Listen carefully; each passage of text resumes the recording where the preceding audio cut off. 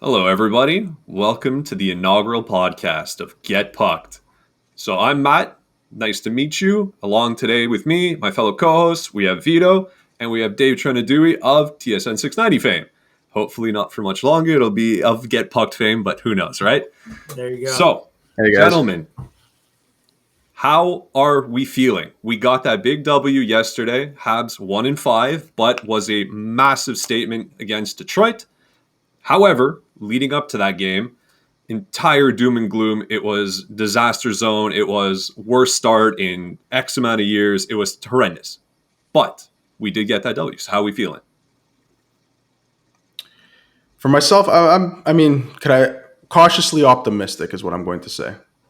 Right? It's one game they won. It's against a team that they've rarely won against in the last few years, but they still got a win, and it was a very convincing win.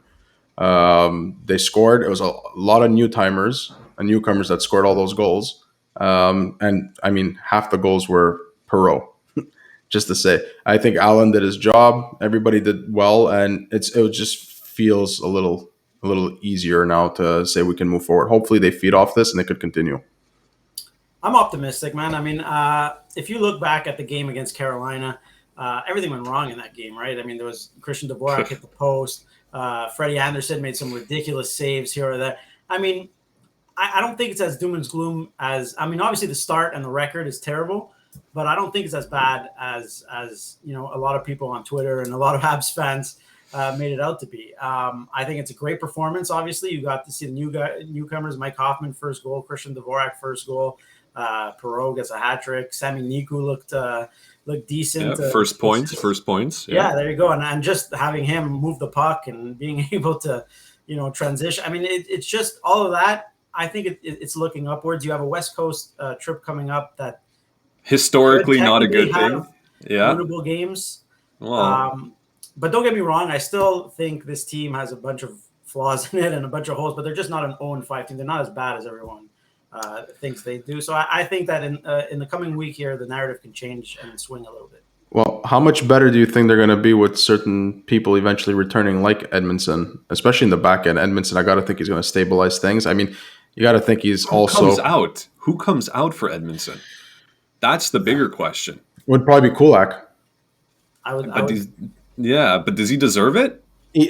Whether he deserves it or not, I think it's gonna be him because look, Niko came, he joined the lineup, and it just went to show what any puck moving defenseman can do to the back end. Anyone. It doesn't have to be obviously a quality one would make a world of a difference, but just Niko made a difference. Yeah, Duchamp dropped actually a pretty big in the post game. He said, he's not joining us. Edmondson's not going to join the team on the West Coast trip, right? He's going to be back when they come back to Bell Center. So that gives him 4 games to try out Sammy Niko to see what is right and wrong with his defense. And I think at the end of the day, you're going to see either Brett Kulak or maybe even David Savard take a seat for a few games. I can't see that. I can't see it. I can't see Savard. I don't see it either, but that's what I would do. I haven't been impressed. Come on, Dave. We've always seen Kulak's the whipping boy when it comes to the back end. Of course, and you know what? It would not surprise me if Ducharme actually. This would be a terrible move, and my God, would Twitter explode? Romanov. I've been reading a lot that a lot of people, a lot of the pundits out there are saying that he should take a stint in the AHL. Romanov. I don't personally believe it, but a lot of people are suggesting it. So it's funny that you should mention it. But to come back, without getting into the West Coast yet, I want to talk about that in a second, but just talking about how the Habs stand today. So prior to yesterday's win, right, they were the last place team in the league, number 32, right? This is the first year there's ever been 32 teams in the league. They were sitting in the 32 spot. It broke my heart. That being said, that win, which was monumental, which was perhaps maybe even completely altering their course of the season. Who knows, right? Who knows? They are currently sitting at 30th as of right this second, with only Arizona and Chicago underneath them. Now, they're tied, right? Nashville and Vegas of all teams. But my point is, they dug themselves this deep hole. Historically, the last 2 times, I think, that they started 0-5, they actually made the playoffs. Right? Some way, somehow, it worked itself out. do we think that this is a team that has what it takes to fight through these type of slumps that might happen over the course of the season and make the playoffs? Or is this a team looking at the small sample size of 6 games that we had so far, have too many holes now with undetermined Carey Price returning, with Shea Weber very much not likely coming back, Paul Byron into the next year, Perry gone, all the leadership that people were talking about that was there last year that helped them through the playoffs, not being there this year. Can this team make it? I think so. If you're talking just character-wise, if they could turn it around, I think they have enough veteran leadership on the team. I mean, yeah, they're not leaders per se. They're no Corey Perry. They're no Carey Price. But Carey Price will come back eventually. So I think this team does have what it takes. I mean, they're too good. A lot of people are talking about tanking and stuff like that. They're way too good to They tank. have too much talent to tank. Get that out of your head. That's never going to happen. They're too good. They have too many quality players. So, I think they could come back. Is it likely? I'm not sure. I mean, they need to address a lot of issues. I mean, there's still plenty of holes, as I said before. So, do I think they can? Yes. I don't think it's a wash away right off the bat. 6 games in, but this team. I mean, they pretty much went as poor a start as they probably could have had, and it's not going to help them because they probably needed all the help. The worst. Yeah. I'm kind of hopeful in a sense that every team kind of goes on a losing stretch during the season. I'm hoping 5 games. I'm hoping that it's the first 5. This is their losing streak that they got. It's out of the way, and they could rack up a few wins and a few points here. There's something we all got to consider as fans. I know we're coming from the Stanley Cup final run. It's a different team. It's not the same. There's a lot of new players that joined this team that are joining a new system, that are trying to build chemistry. Yeah, typically, you would have used preseason to build some of that, but they didn't. I think my biggest question mark is not so much the players themselves. I have to start questioning, and I haven't up till now, is Ducharme's system. Is it working for this team? Well, you bring up an interesting point, right, about chemistry. And I 100% agree with you. It takes time, and the turnover, you're right. It's completely a different team. It really is. But now let's take a look at, and you brought up Ducharme, and I think that's important to bring up. Not to pin everything on him and his system, but just things in general. For example, one of the biggest things that I feel most people brought up after seeing it through preseason and seeing it through the first couple of games and just completely going mad with seeing the lineup as it happens before a game and then seeing that it hasn't changed was that pairing of Sherratt and Savard, right? We saw it. Everybody saw it. Everybody with a hockey brain said, what the hell is this? Why is this still happening? It is awful. And then look what happened. It changed and completely, changed the way the back end looked. It was fantastic. Now, Sherratt in his own right, has been a penalty machine. He's been putting the team in trouble. I don't know what his deal is. I don't know why he's doing what he's doing. I know he takes a lot of penalties, but this is outrageous. And this is a team with a penalty kill. Normally the power play for the Habs has always been, for the past couple of years, something where you just want to look away. But the penalty kill has always been relatively strong. Right, but they're missing certain key players on their penalty kill that helped them throughout the years. They're missing Dano, they're missing Byron. Those were guys who helped on the penalty kill, and Weber. Now, the thing is that Ducharme pairing Sherratt with Savard, it's almost as though he thought, hey, it worked with Weber, maybe we could do the same thing. You can't do that. Savard is not Weber. How long do you let it go? How many times do you watch it and you're watching like paint dry out there with these two guys? Like it's brutal. I mean, we're not coaches. We're not NHL coaches, not by a long stretch. But I mean, everybody was clamoring to change that up. And so that's my fear, right? We looked at the top lines too. We looked at the forward lines, and you're like, the chemistry is just not there. That first line there, that Suzuki to Foley Caulfield line, that everybody thought on paper, this thing looks hot. This is going to be an elite line. They just don't mesh. And he just kept rolling it out. Again, that comes down to the system, right? When you're looking at the way they're playing, and there's a lot of dump and chase. And when you look at that line that you just mentioned, who's going to get the puck? Who's going to get the puck? That's why at a point you saw Armia on that line. They're hoping because that's one of Armia's strengths he's one of those guys that gets the puck out of the corners, and he's one of the better guys in the league to do that. But who's going to get the puck? You can't do that. You're going to have to balance that out. I mean, on paper, you look at it and say, wow, yeah, there's a potential there of 25, 30 goals from both wingers. And if Suzuki, continues to progress as we've seen, then this is a hot line, but not with a system when you're dumping and chasing. Yeah, look, I mean, Duchamp's system, from all accounts, when he got that extension, I wasn't really pleased with it. I think that, he rode a Carey Price hot streak to the Stanley Cup final and cashed in.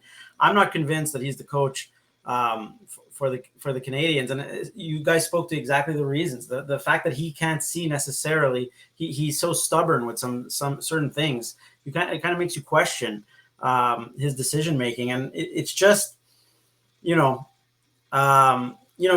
saw a couple of things, but you need to shake things up, definitely up front. I think that you have to play around a little bit. And I know that the chemistry was a big issue in the first few games, but you got to figure it out. And not necessarily putting lines in the blender and blowing it up, but you got to figure something out that works. And you got to do it quickly because, the season has a chance of getting away from you. Yeah, it was kind of like when everybody was looking, which I know, looking back now, it's obviously a stroke of genius, but having Perreault center that line with Caulfield and who was it played on the left? Toffoli. It was Toffoli. Was it Toffoli? Yeah.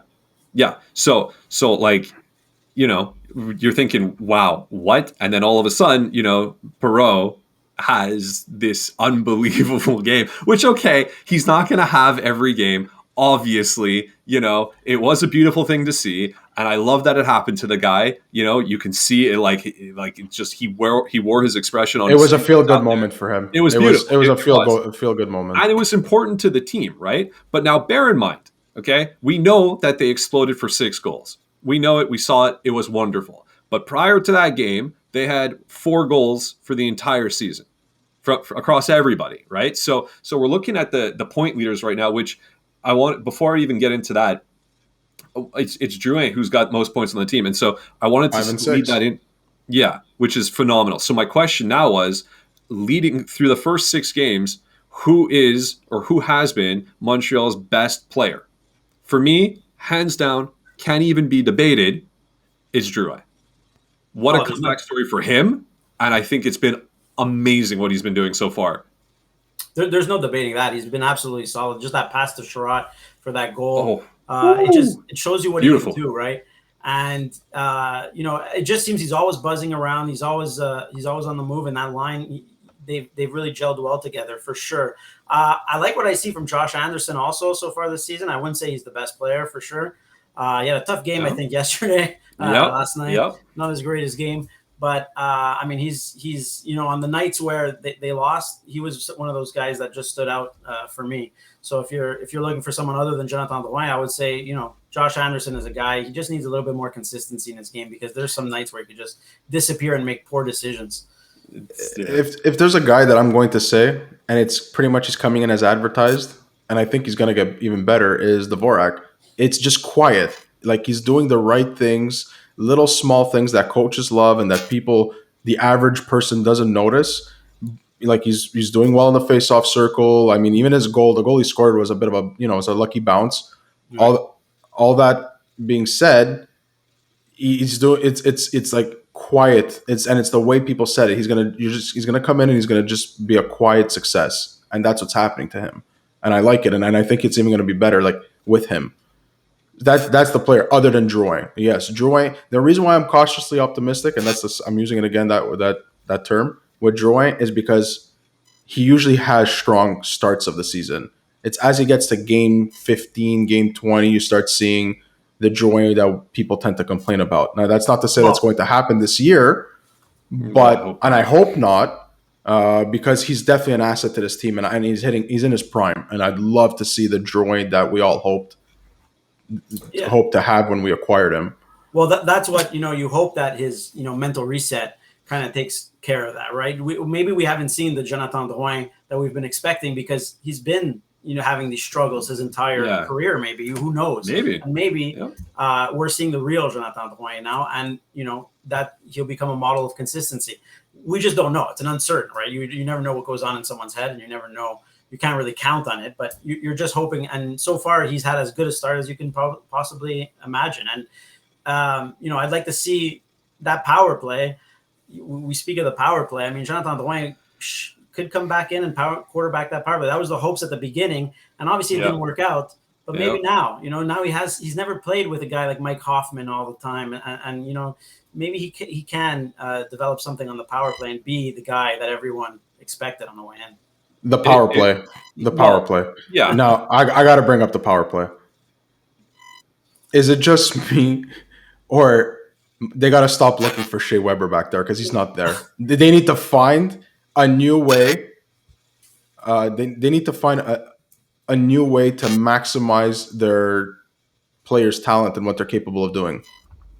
Well, the most maddening thing, okay, and I mean this is across any kind of level of hockey. I don't know what it is, but like when you have such a obvious play set up on the power play, no matter what it is, when it is clearly, obviously defined, you got to change it up.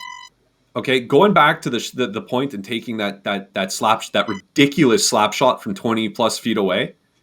Yes, when you got a Shea Weber boomer back there and it goes at the speed of light, sure, you can get away with it. It's beautiful, right? The past little while with Shea doing it wasn't all that great. Lots of missing and everything, and that's why the power play looked terrible. But you got these guys on the sides, in those slot positions. You got Mike Hoffman now, where this is how he makes his money. Right? This is his bread and butter. You got Caulfield, who should be on the other side. You got Drouin out there who's setting up these passes. Like, you got guys that can rifle. Even Suzuki has an amazing shot from that corner. Like, you gotta be able to make the movement with the puck. You gotta feed one of these guys, and they gotta one-time that. Like, it's just it's insane. Every time they go back to a Jeff Petrie or a Ben Sherratt on the line, and they rifle one, and it like just hits a player. Cleared, or they miss by 14 feet and it's around the net, and then they go and they send it out. It's just so crazy. Like that to me, the power play, man, they got pieces. It's just they gotta work on it. They gotta make it like more dynamic. It's so static the way it is. It's unbelievable. And you can look not to say that we have an Alexander Ovechkin on the team, but you can look at that type of guy where he literally locks himself in place. The rest of the team are buzzing and moving, and eventually they feed him and he just rifles the one-timer and it's in. Like, you want to emulate that to some capacity. They've got three players that can rip a shot well enough to do that. Yeah, at least three players. I thought when Shea Weber was out, I thought it would help the power play, to be honest, because I thought that they would just abandon that philosophy and move on. Move on to something new. No, enter Ben Sherratt. Enter Jeff Petrie. And I feel like it's their crutch, It's like, oh, this is what's happening. And you bring in this guy like Alex Burrows, and I like Alex Burrows. I like him as a person. I've met him a bunch of times. I've spoken to him. But what really are his credentials that he could run a Montreal power play? We haven't seen it yet. And I mean, an NHL power play. Like, we haven't seen it yet. And it just goes to show, like, Sami Niko came in and he didn't play in the first few minutes of that power play, the first one yesterday in Detroit. I don't know if you remember, the puck went down the edge, finally got on, and you just saw a bit of movement, and you just saw right off the bat the difference it made. It's and like the smallest amount, man. Exactly. Just move. Oh. And if you could put Hoffman and Caulfield, like almost everybody knows, you have Hoffman and Caulfield on either side. That's how it should be. And I don't know why it's taking so long to get to that point. And it's something that, and it's okay to have a predictable power play, because Alex Ovechkin is predictable. Steven Stamkos is predictable, but it just works. That's what it is. It works. Yeah, but we're also talking about two guys that I get it, but you could get to that point. Mike Hoffman has a hell of a shot, man. I don't know if you saw. It had eyes. That shot had eyes. It's unbelievable. Even the game, I believe it was against Carolina. He had a good shot too, almost went in. And it's just, I struggle so much with this power play. I look at it on paper, I'm like, oh man, they should be great. You have so many pieces. There's so many pieces out there. You have guys that are elite passers. You have guys that are elite snipers. And you have a man advantage. It boggles the mind how they can't put this together, find 5 guys on one, 5 guys on another that can produce more often than they don't. I just can't understand it. This year more than any other year. And I find that this year it's more predictable and more struggling than all the other times. And it just makes no sense. Can we say, I can't understand it. Can we say, or do we think it's because they still lack a quarterback in the back end? Wow, no kidding. Yeah, right. I mean, No kidding. they haven't had a quarterback to the power play since Andre Markov. Markov. Yeah, That was sure. the since the general. He was the last guy that did what he could on the power play and made the power play look good. But we've always had that type of power play where we pass it to a guy who can rip a shot. From Sheldon Surrey to Sheldon Surrey. Marc-Andre Bergeron to eventually Subban to Weber. There's always somebody who Streit. winded up with Mark Streit. Yeah. You know what I mean? We've always had somebody. It's not it's been bad. one of our. No, it's not bad. It's a scoring threat, but it shouldn't be Mix the power it play. up. You got to be dynamic. In this league, of any league, you have to be dynamic. The moment you do the same thing over and over again, the other teams get wise to your act and they know what to do. They know which passing lanes to block and they know where to stand. They cheat more and it just makes you look like amateurs. Like you said, I mean, maybe it's Burrows, maybe it's what he's putting out there or attempting to put out there and the players aren't responding well enough. I don't know what it is, but when you got pieces like we got, there's no reason at all that we only have, what is it? I think 2 power play. Oh, yeah, they were 1-19 going into 1-19. I mean, come on, man. There's no excuse. But I digress. Speaking of struggling power play, we talked about who we thought were the standouts so far. Who are the players, in your opinions, that are struggling the most? And tell me how you think it's not Suzuki. Well, I was going to ask the question. I was going to ask it at some point. Are we worried? No, I'm not worried, but clearly I feel like this happens a lot of times to especially young players that manage to make the big contract, the big sign, the long term. It's like immediately once that's off, not to say that this is what's happening with Suzuki, but like there's just something that clicks in your brain that perhaps you just don't have that 1/10 of additional effort that you would have normally put in because you're trying to strive to earn your contract. Maybe. But there is obviously something because this kid has all the tools. He, in my opinion, deserves that contract. I think he's going to be the number 1 center for the Canadiens for a very long time. And I'm very happy with it. But there's something there. There's a pop that's not there. It's the same thing you can say with Caulfield to an extent. There was something there. Now, going through a losing skid like that first time in his career, he's first season technically, right, in the NHL, you don't know how to respond, perhaps. And I wasn't very happy with Ducharme's deployment of him, for that matter, too, Caulfield. So I'm giving him a little bit of slack. But Suzuki, man, or Susie as the boys call him, I don't know. To me, you know what? He's the one struggling the most. Last game was the first time this season that I saw those flashes of him, having some poise with the puck, deking some players, going around them a little bit and trying some things and being a bit dynamic. It's the first time. You saw it a couple of times while he was in the offensive zone. So maybe he's coming around. I don't know. Maybe he's just having a bit of a slow start. It's funny what having a lead does to players, isn't it? It's funny how all of a sudden when you're up 2-3 goals, your stick is a little looser in your hands. You're having a little bit more fun. And all of a sudden, it's Hold good on. again. Hold on. When they scored the first goal, when Detroit scored the first goal, I'm sure everybody at that point probably thought, here we go again. And I'm sure the players thought about it also. Here we go again. And then you finished off the first period, and we had 5 shots on goal, and you're like, here we go again. Yeah. And then the second period, everything exploded. Yeah, for sure. But, in terms of who's struggling more, I actually think Caulfield is struggling more. What's more worrisome is Suzuki because the Habs need to rely on Suzuki way more than they need on Caulfield. But Caulfield is whiffing left and right. The pucks are rolling off his stick. He doesn't have the confidence that he had last year or the swagger. So I think Caulfield is actually struggling more than Suzuki. Suzuki is struggling, but it's very worrisome, to be honest. And I don't think it's going to get much better. I said it from the beginning of the year. If you don't have a second and third line center that's up to par, Suzuki's going up against the top line of every single team every night. And in the Atlantic Division, that means Toronto, that means Boston, that means Barkov. Well, bear in mind, they sent him down, right? His line got jargled up a little bit. He's still with Toffoli on the other side, but now they've got him theoretically on the third line with Matthew Perreault. And they played great last game. That line was everywhere. They were buzzing. I thought every one of them looked fantastic, right? Obviously, Perreault was the one bearing it, but it could have been any of them. They were all playing really good. Will that continue? Will having Matthew Perreault and being deployed against the third line, if you will that help? I don't know. Was that lightning in a bottle? Because I didn't see Mathieu Perreault as the third line center of this team. Oh, and he shouldn't be. Forward. No, in my opinion, he shouldn't be. And he's been traditionally streaky in his career. First off, he has 3 hat tricks. Right? Who do you know that has scored so little that has 3 hat tricks in his career? It's because when he's good, but he takes a lot of games off. He also doesn't have the speed anymore or anything that he had at the beginning of his career, and his time with Winnipeg. So Mathieu Perreault should not be your third line center. If that's your plan going forward, because he scored a hat trick at home, one of them in an empty net when it was in a 5-1 game, you're in trouble. I mean, that's terrible. Right. And this is the thing, right? And terrible strategic planning. But I mean, it worked out. It's good. He could fill in a pinch. He's proven that. Maybe a couple of times he gets the call here or there, and he could fill in. Kind of like Yoel Armia. Yoel Armia is a guy who can take a lot of games off, but randomly he'll be great on a couple of occasions. And when he's great, when he's on, he's on. When he's on, he's on. Yeah, he's much more on. Yoel Armia never scores a goal. It's always a minimum of 2. Well, it's a minimum, guaranteed.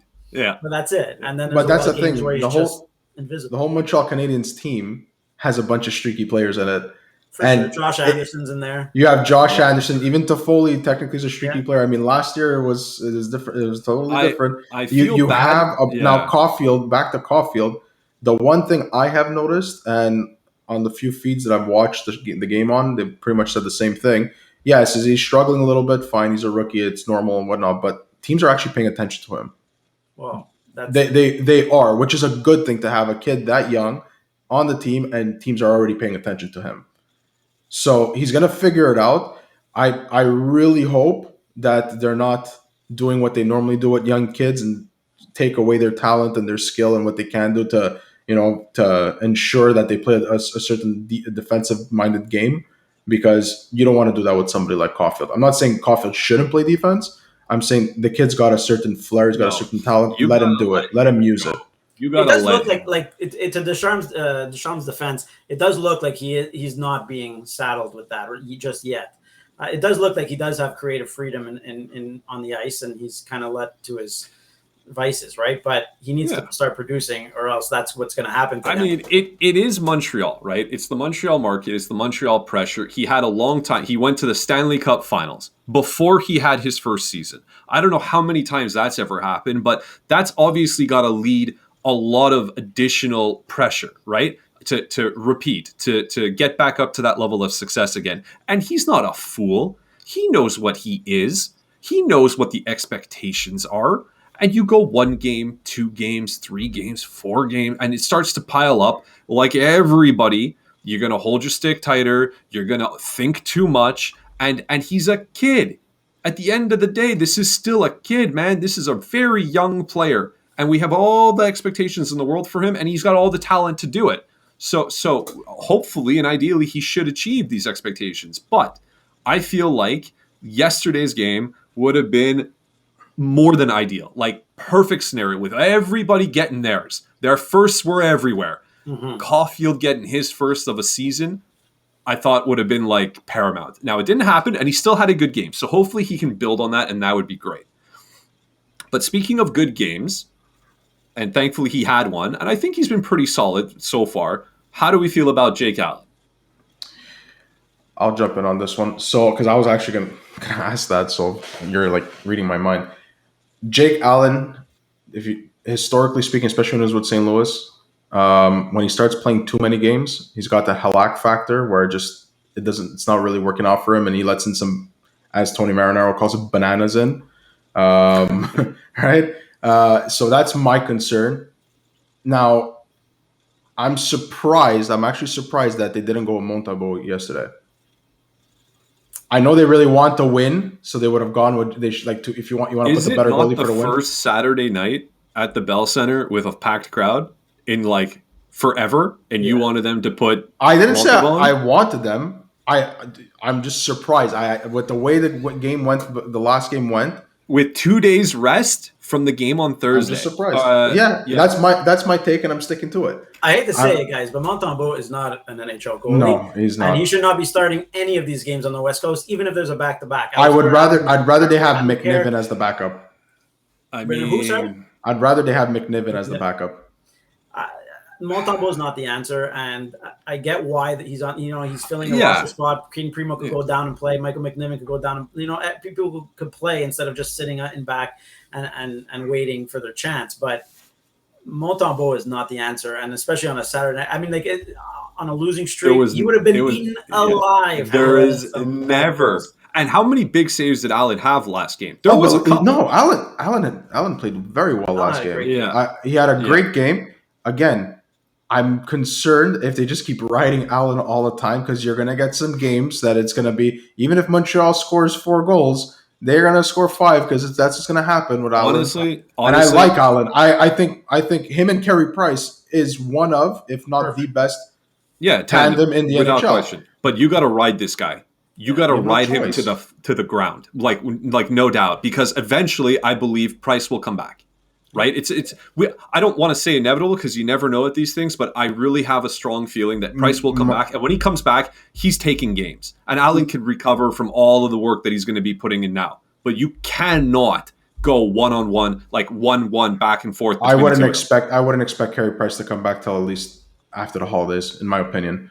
Even because if you think of it, the player assistance is a minimum of 30 days, right? Yeah. So even if he hits 30 days, he hasn't really been training. You're going to have to give him time to get in game shape, train, all that. We don't. Right? Listen, I can't speak from That's knowledge if he of comes it. at 30 days. I don't know what he's allowed to do and not allowed to do while he's in the player assistance program. If he's not even allowed on ice, I don't know if he's working out. I don't know. But maybe he is. Maybe he's keeping himself in shape. Maybe he's keeping himself ready, and he's dealing with whatever he's dealing with on the side.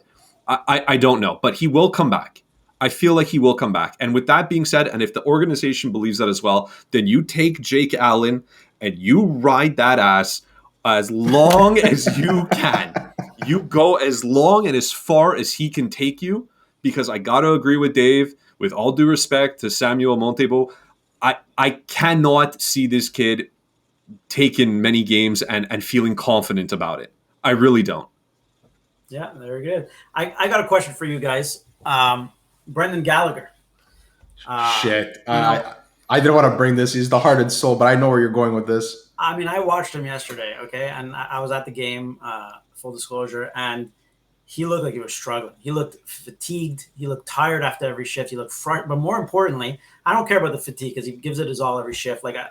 I'm okay with it. No doubt. But he looked so frustrated with everything.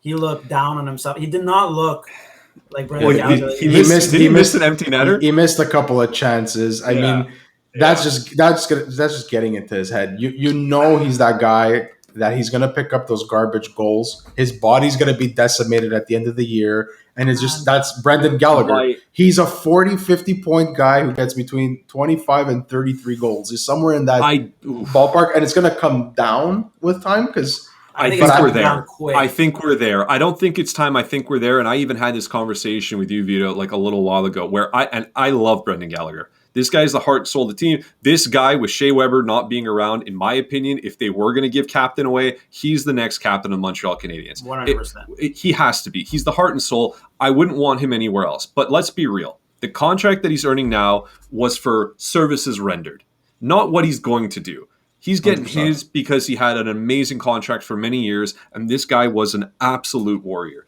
But his hand is basically more machine than flesh at this point, and he can't shoot. And so he's going to get goals, like you say. He's going to scoop them up. He's going to whack them in front of the goalie. He's going to be a pest. He's going to be there. But the days of Brendan Gallagher ever hitting 30 goals again and even putting up 50-plus points, I think they're done. I think Brendan Gallagher is going to be one of the highest paid third-line wingers. But at this point on this team, I'm okay with that. I think for another 2 more seasons, and it's recorded, he's gonna come close. He's gonna flirt with 30 goals or at least hit it for 2 more seasons. That's a strong statement, Vito, man. Now I'm not saying they're gonna be nice goals. I'm not saying that. Are you wishing that, or is it based on what you're seeing right now? That's what you're thinking, or is you just that's a hope of yours? Because I don't believe that you're looking at him play right now and say, yeah, that's a 30-goal scorer. Did he ever look like he was an actual 30-goal scorer? Okay, honestly, fair enough, but he doesn't even look like he's honestly he's never been the greatest skater. He's just been that guy who shot pucks and went in front of the net, was a pest, got under people's skin, and He would just pick up the garbage goals, and that's the type of guy that we have, and I love him for that.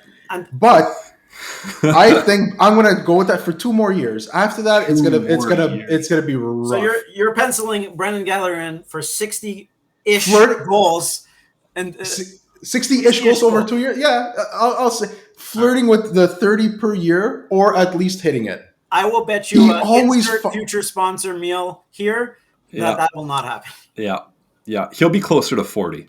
Yeah. Okay, you're calling 20 goals. I like your conservative approach. No, I'm being optimistic when I say 20. Yeah, I would take the under 40 also. Honestly. Maybe I'm wrong. Again, I hope I'm wrong. I hope he has an amazing season. But basically, exactly what Dave said. I saw it too. I saw it in the playoffs last year. I mean, you got a lot of miles now the past couple of years on him.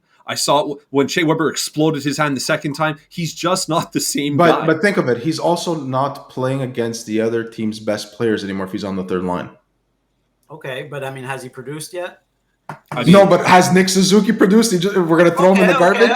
But I'm just telling you. Look, I'm a big Brendan Gallagher fan because I covered. I went into the room. I interviewed these guys for hundreds of games, right? And he's always the first guy. His carpet, underneath where he gets dressed, it should be used because he's the only guy, first guy there you go to interview after every game is Brendan Gallagher. He's right there. He's there to speak to you. He's there to talk to you. He'll talk to you after the scrum leaves to go see Shea Weber. He'll be there answering questions, and you can have a conversation with him if you want. He is a great person, and as Matt said, he's the leader of this team, bar none, I think, without a question, with no Carey Price, with no Shea Weber. He's the leader of this team.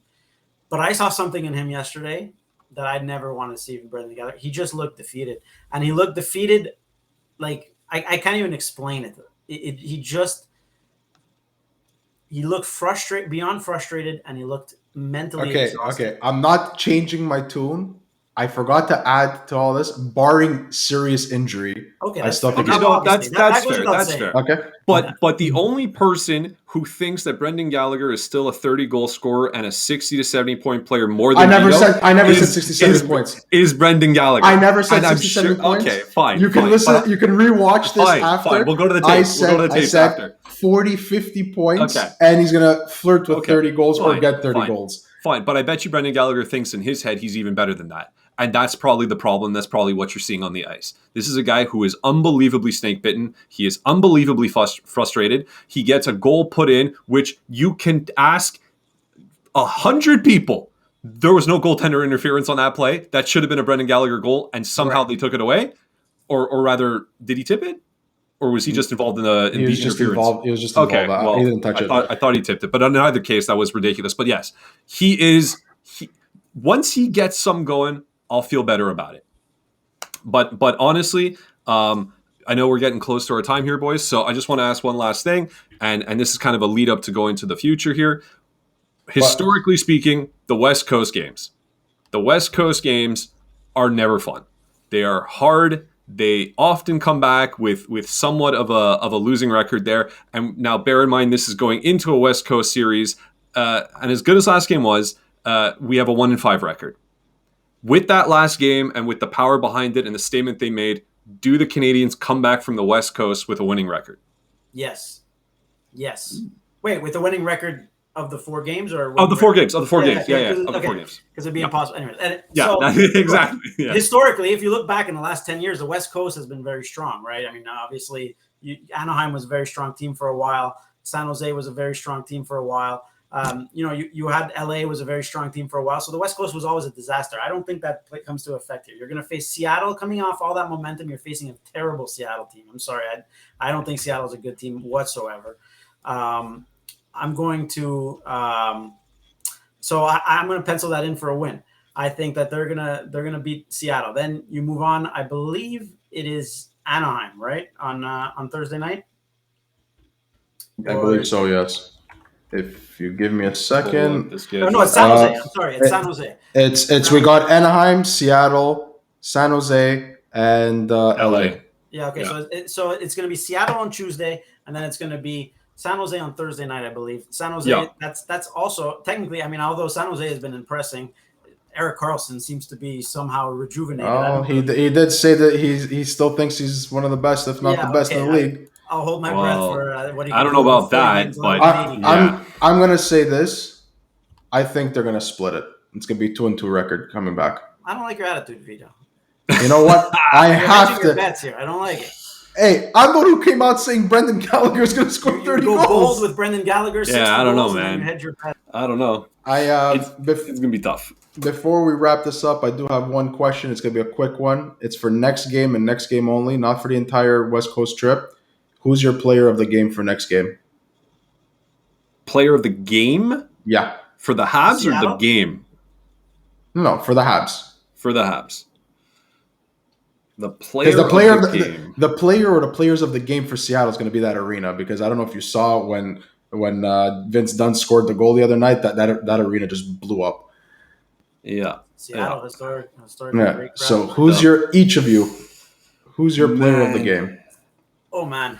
Okay. I don't know. The first thing that came to mind was Nick Suzuki. I think that he'll have to show something. I think he has a lot to prove. I mean, it's too easy though. So I don't know if I want to go with Nick Suzuki. Speaking of easy, I was going to take Drouin and just ride the hot streak and say this guy's been torching it. So I don't see why the game in Seattle would stop it. But if you want me to go off the board, you can do whatever you want. Well, I'll go off the board. Okay, Drouin is my pick, but my off the board pick is Happy Yoel Armia. I think he gets two. I think he gets two because he never gets one.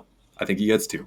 Beauty. I'll go Hoffman, man. You woke a beast with his goal on Saturday night, and I think that he has potential to. I like that acquisition a lot. I think that he's a goal scorer. Give me Mike Hoffman. Mike Hoffman. Okay. I was initially going to go with Petrie, but for whatever reason, my gut is saying to go with Caulfield. I think he breaks out. All right. I hope so. Well, great. Okay, boys. Well, I mean, Vito, for your sake, I hope Brendan Gallagher breaks up. The clock is ticking, man. Don't worry about it. Well, to be seen. I can't wait to see how that culminates at the end of the season. But anyways, we'll check that out when that happens. Gentlemen, inaugural episode in the books. A lot of fun. Thanks for being here.